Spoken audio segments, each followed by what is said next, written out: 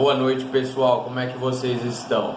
Espero que todos estejam muito bem. Aqui quem lhes fala é o Matheus Tavano, do Dificuldades Técnicas, e hoje eu vou fazer mais um vídeo para vocês falando sobre algumas das carreiras que estão aí bombando na área do TI. Essas carreiras são as carreiras no segmento de data, de dados, tá?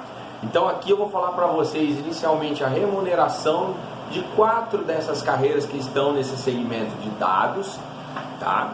E quais são os salários dessas carreiras. Inicialmente eu vou falar dos salários e depois eu vou explicar o que cada uma dessas carreiras faz, beleza? Então, sem mais delongas, rodar a vinheta aqui e começamos.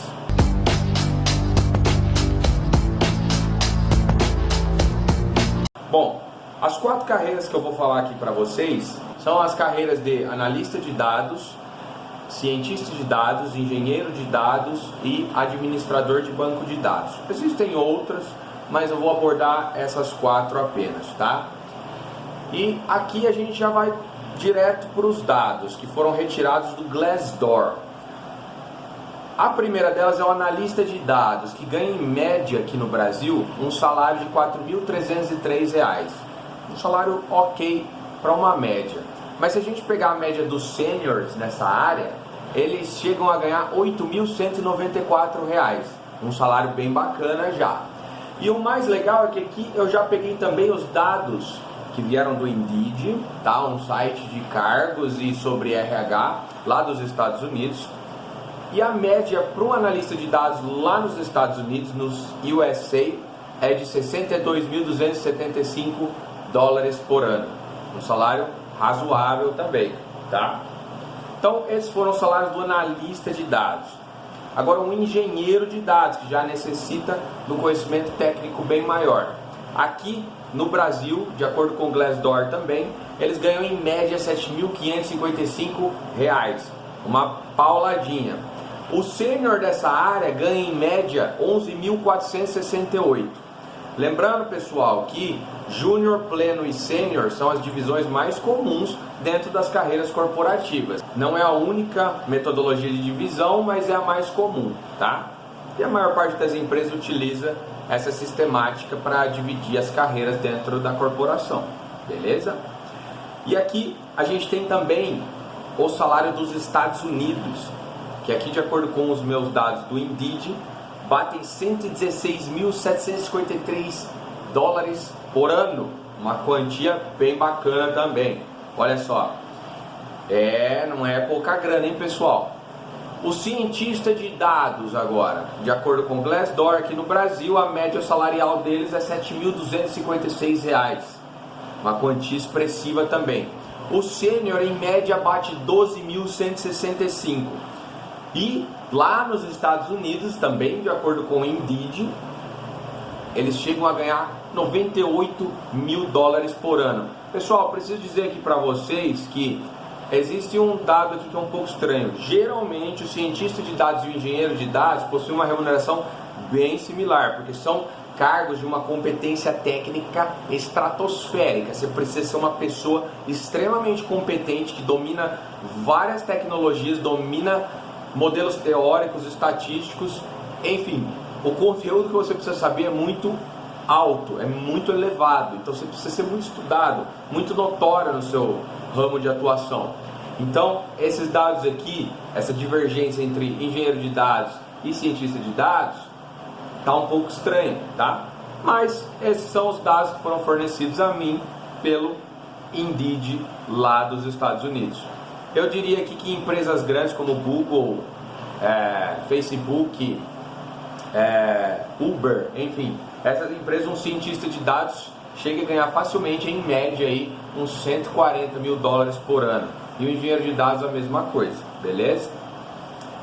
E por último, o DBA, o famoso Database Administrator, mais conhecido em português como administrador de banco de dados.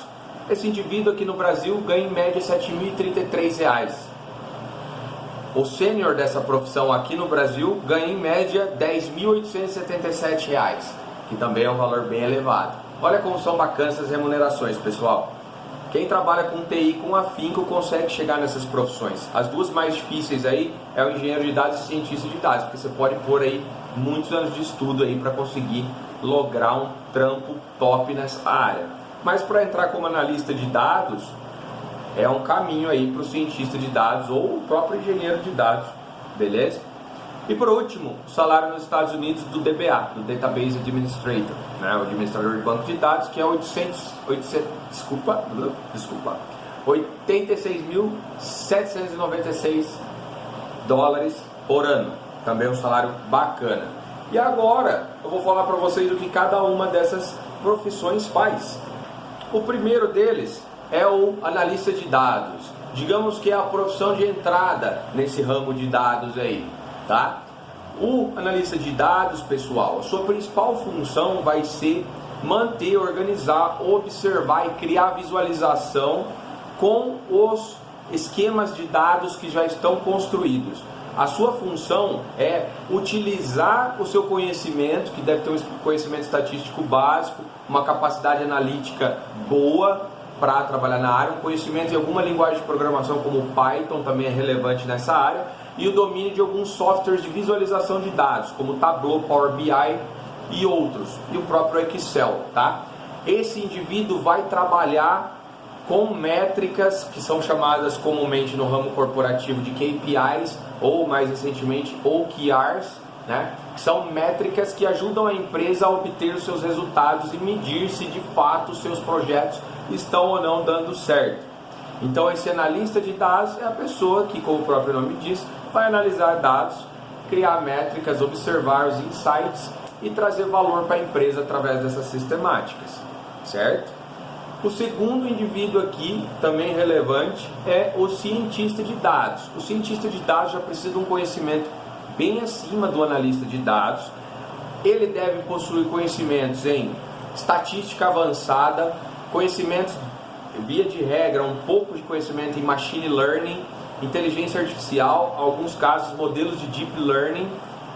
É necessário que eles tenham também conhecimento em alguma linguagem de programação, de preferência R ou Python. São linguagens mais voltadas para estatística e tratamento de dados, beleza? Além disso tudo, é importante que o cientista de dados tenha uma boa intercomunicação pessoal e ele seja capaz de aplicar esses conhecimentos que ele obteve com estatística e programação no chamado Big Data, ou seja, num conjunto grandioso de dados que possui, uma volumetria alta de dados, uma velocidade alta e uma variedade muito grande. São as características do Big Data. E ele vai olhar para esses dados, aplicar uma tratativa, endereçar o que precisa ser endereçado para o engenheiro de dados e para o analista de dados, e ele vai rodar um modelo ali estatístico para olhar aqueles dados e falar assim, beleza, eu consigo ver que alguns tipos de consumidores que estão comprando no meu site, no site da empresa que eu trabalho, eles vão comprar mais se a gente utilizar determinada propaganda diferenciada em tal área do site. Ou então se a gente começar a vender um headphone junto com um computador específico, vai gerar mais vendas para esse headphone.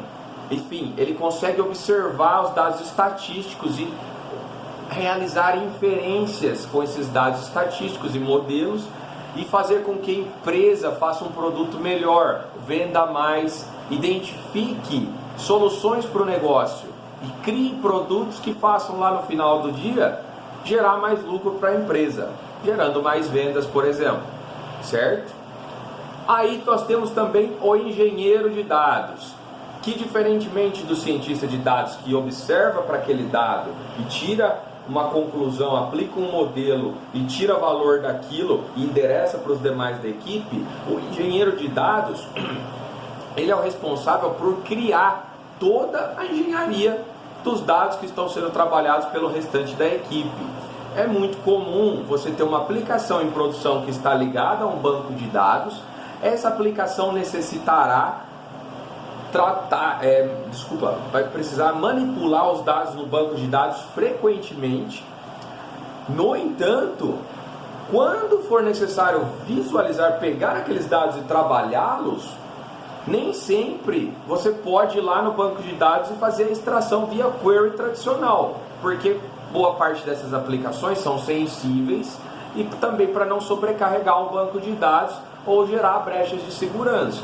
Então o engenheiro de dados vai lá e vai propor uma solução, dentre elas a criação de uma cópia fria do banco de dados, um data warehouse, um data lake, vai criar uma pipeline de dados para que aqueles dados saiam do banco de dados de produção e vão para um banco de dados secundário que tenha dados do banco de dados de produção, ou seja, dados dos clientes, e ali ele vai criar uma sistemática para que saia já de maneira mais tratada lá para o cientista de dados e para o analista de dados, para eles olharem aquilo e conseguir fazer uma transformação naqueles dados e aplicar um modelo, certo?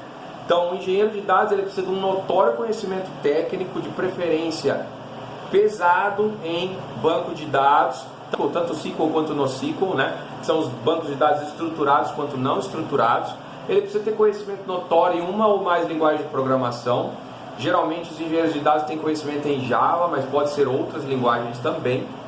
É importante que ele tenha também hoje em dia o conhecimento em cloud, porque a maioria esmagadora das grandes empresas estão migrando para a nuvem. Então o conhecimento da arquitetura lógica de como funciona uma aplicação em produção que está rodando na nuvem é relevante, pois ele vai ter que fazer toda a sistemática, aplicação, banco de dados e de banco de dados para pipeline que vai cuspir os dados lá para o cientista de dados e para o analista de dados. E isso não é tão simples de se fazer. E por último, o chamado administrador de bancos de dados, que é uma pessoa que possui um notório conhecimento em bancos de dados e é responsável pela criação de instâncias de banco de dados, manutenção, monitoração do banco de dados, limpeza, tratativa da arquitetura. Sua função então é manter os bancos de dados em pleno funcionamento. Em grandes empresas, um Database Administrator, né, um DBA, ele chega a cuidar de dezenas, às vezes centenas de bancos de dados, tá? Muitas empresas nem concedem o acesso aos bancos de dados em produção para os funcionários que trabalham com uma aplicação específica e tem um banco de dados, porque aquilo gera uma brecha de segurança, tá? E pode gerar problemas no banco de dados de produção. Então, boa parte das vezes que se necessita de um apoio técnico de um indivíduo que cuide do banco de dados, o administrador de banco de dados é chamado para resolver o problema. Se esse vídeo gerou valor para você, dá um like, um subscribe, compartilha e interaja conosco, mande uma mensagem e aproveite esses vídeos, pois eles trazem um valor bem relevante aqui para vocês que não têm muito conhecimento sobre a área de TI. A ideia é passar dicas mais sobre carreiras e lá na frente a gente vai falar um pouco mais sobre os conhecimentos técnicos relevantes nessa área.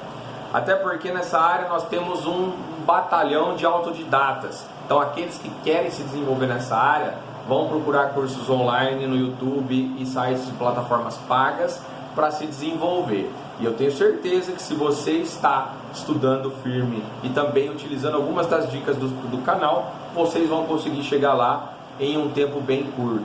Espero que vocês tenham gostado do vídeo. Um grande abraço a todos, meus amigos.